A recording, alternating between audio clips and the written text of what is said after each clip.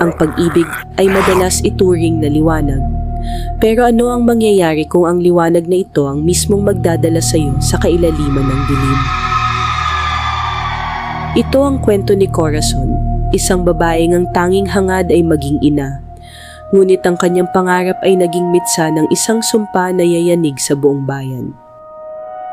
Isang kwento na magpapatunay na kung minsan, ang wagas na pag-ibig ay mas nakakatakot kaysa sa kamatayan.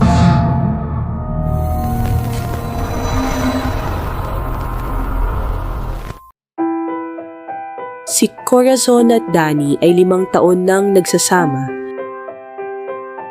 Sila ang huwaran ng saya sa kanilang nayon, ngunit may isang bagay na hindi maibigay ng tadhana, ang isang anak. Mas lalong bumigat ang pasanin ni Corazon nang mamatay ang kanyang ama na ang huling hiling ay masilayan man lang sana ang kanyang apo.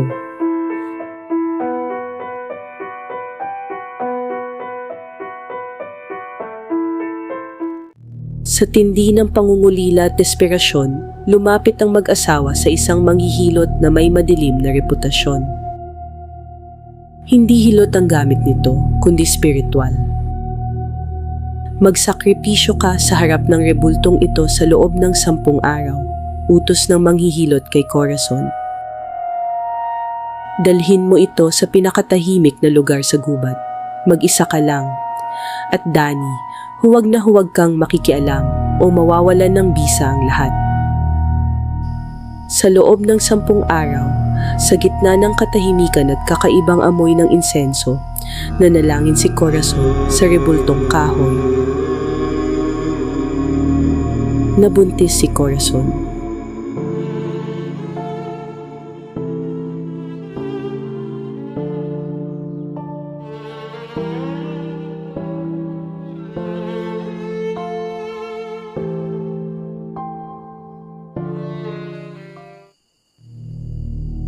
Dumating ang araw ng kapanganakan.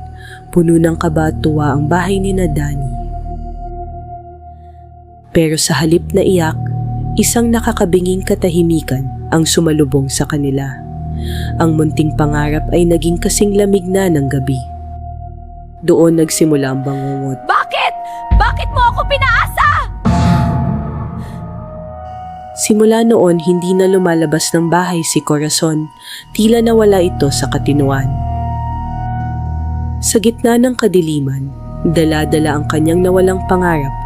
Naglakad si Corazon patungo sa masukal na kagubatan upang harapin ang kanyang tadhana.